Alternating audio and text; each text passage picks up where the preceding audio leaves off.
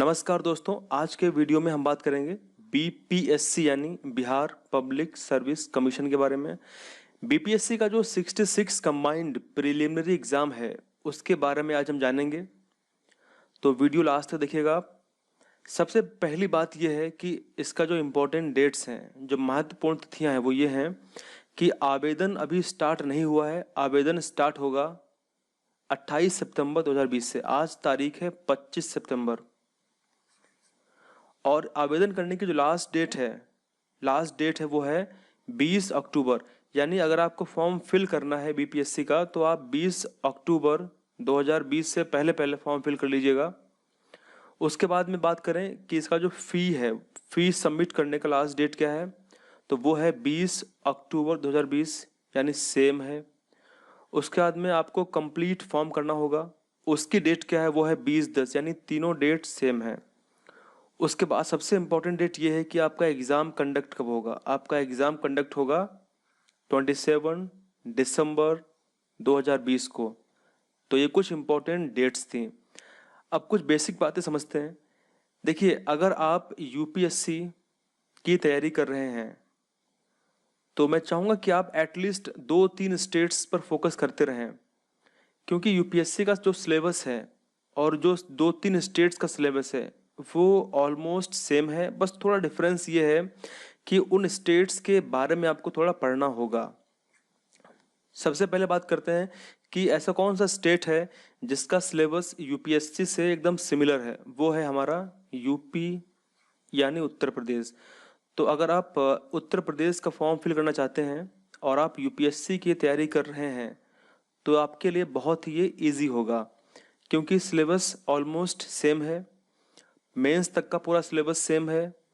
तो समझते हैं कि इसमें क्या क्या आपको इम्पोर्टेंट बातें ध्यान रखनी होंगी। देखिए, यूपी पीसीएस अगर आप फॉर्म फिल करेंगे, जो आने वाले फॉर्म हैं 2021 में, अभी 2020 का एग्ज़ाम होने वाला है 11 अक्टूबर को 2020 में। कुछ लोग बोल रहे हैं कि जो यूपीएससी का एग्ज़ाम है जो 4 अक्टूबर को होने वाला है वो पोस्टपोन होने के चांस ज़्यादा हैं उसके। अगर यूपीएससी का एग्ज़ाम पोस्टपोन हो गया तो फिर पूरे चांस रहेंगे कि यूपी पीसीएस 2020 का एग्ज़ाम भी पोस्टपोन हो जाए। तो कहने का मतलब ये है कि यूपीएससी के साथ साथ आप बीपीएससी की तैयारी कर सकते हैं। अगर आप बिहार से बिलोंग करते हैं तो फिर आप बीपीएससी पर फोकस ज़्यादा करिएगा, क्योंकि वहाँ से आप अवगत हैं। वहाँ की जो भी समसामयिकी है, जो भी वहाँ की करंट अफेयर्स हैं और जो भी स्टेट के बारे में जानकारी है तो आपको ज़्यादा अच्छे से पता होगी। तो बीपीएससी पे आप फोकस करिएगा। आगे देखते हैं कुछ इंपॉर्टेंट बातें। बीपीएससी का जो एज लिमिट है, जो इसका जो आयु सीमा है, वो अधिकतम मैक्सिमम है 37, और ये है पुरुष के लिए, मेल्स के लिए। और जो अधिकतम है आयु सीमा फॉर फीमेल वो है 40 ईयर्स, यानी 40 वर्ष तक की महिलाएं इस फॉर्म को अप्लाई कर सकती हैं, और 37 यानी 37 वर्ष तक के पुरुष इस फॉर्म को अप्लाई कर सकते हैं। तो ये कुछ इंपॉर्टेंट अपडेट है आयु सीमा यानी एज लिमिट के बारे में। आगे देखते हैं। अब बात करते हैं कुल पोस्ट की। तो टोटल जो पोस्ट हैं वो है 731, जिसमें एसडीएम की, पुलिस की तथा अन्य की पोस्ट अलग अलग रहेंगी। तो जनरल कैटेगरी में बिलोंग करने वाले अभ्यर्थियों की जो पोस्ट है वो 308 पोस्ट है। उसके अलावा ओबीसी, एससी, एसटी की पोस्ट भी अलग अलग हैं। तो ये थी पोस्ट से जुड़ी कुछ अपडेट। अब बात करते हैं उस पीडीएफ की, जो पीडीएफ में कुछ इंपॉर्टेंट बातें हैं, आइए देखते हैं। तो चलिए बात करते हैं इस पीडीएफ में कुछ इंपॉर्टेंट बातें। सबसे पहले बात यह है कि जो बिहार का जो 66 संयुक्त प्रारंभिक परीक्षा की जो प्रतियोगिता है उसके बारे में यहाँ पे विभाग और पद का नाम दिया हुआ है, यहाँ पे वेतनमान दिया हुआ है, जो लेवल 9, लेवल 7 इत्यादि। तो सबसे पहले बात करते हैं कि बिहार का जो पुलिस अधीक्षक, जो गृह विभाग आरक्षी शाखा है, उसकी कुल जो अनारक्षित जो पोस्ट है वो 11 हैं। उसके अलावा में जो अनुसूचित जाति की पोस्ट कितनी है, 5 हैं। और जो कुल पद हैं इसके वो हैं 38। इसी प्रकार आप अलग अलग पोस्ट के बारे में देख सकते हैं, यहाँ पे जानकारी ले सकते हैं। अगर बात करें इसमें अनारक्षित पुरुष की जो आयु है वो कितनी है, मैक्सिमम वो है 37, जैसा अभी हमने देखा था। और जो अनारक्षित महिलाओं की जो आयु है वो है 40। चलिए आगे बात करते हैं। एक और काफ़ी इंपॉर्टेंट बात यह है कि जो उपयुक्त वर्णित सेवाओं संवर्गों में रिक्त पदों की संख्या अधियाची विभाग से प्राप्त संशोधन होने पर घट सकती है और बढ़ भी सकती है, तो काफ़ी इंपॉर्टेंट बात है ये।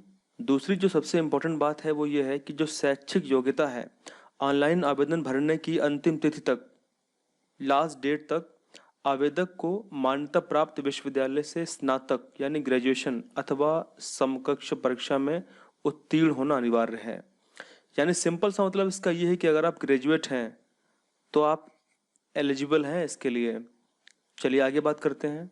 देखिए इसका प्री की अगर बात करें, इसका जो प्री एग्ज़ाम होगा उसका सिलेबस क्या रहेगा और जो मेंस एग्ज़ाम होगा उसका सिलेबस क्या रहेगा, इसके बारे में, यानी बीपीएससी का जो स्ट्रेटजी है, बीपीएससी की स्ट्रेटजी क्या रहे, बेहतरीन स्ट्रेटजी क्या रहे, उसके लिए मैं एक अलग से वीडियो बनाऊंगा जिसमें मैं पूरी बात करूंगा कि कौन कौन सी इंपॉर्टेंट बुक से पढ़ाई करी जाए और कौन कौन से बुक से क्वेश्चन ज़्यादा आते हैं, पूरा का पूरा स्टडी मटेरियल क्या रहेगा, तो उसकी बात करूंगा मैं अलग से वीडियो बना करके। आज के वीडियो में सिर्फ आपको मैं एक जनरल नॉलेज दे रहा हूँ बीपीएससी के बारे में, जो वैकेंसी आई है उसके संदर्भ में। तो इसमें लिखा हुआ है कि जो मुख्य परीक्षा हेतु ऐच्छिक जो वैकल्पिक विषय हैं जो हम अपनी इच्छा से लेते हैं वो कौन कौन से हो सकते हैं, वो एग्रीकल्चर है, एनिमल हस्बेंड्री और वेटरनरी साइंस है, एंथ्रोपोलॉजी है।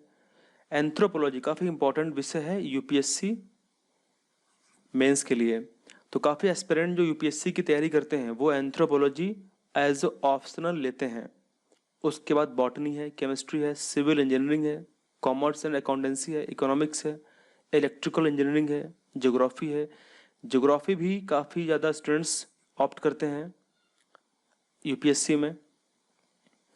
उसका जियोलॉजी है, हिस्ट्री भी काफ़ी ज़्यादा ऑप्ट करते हैं, लेबर एंड सोशल वेलफेयर है, लॉ है, मैनेजमेंट है, मैथमेटिक्स है, मैकेनिकल इंजीनियरिंग है, फिलॉसफी है, फिजिक्स है।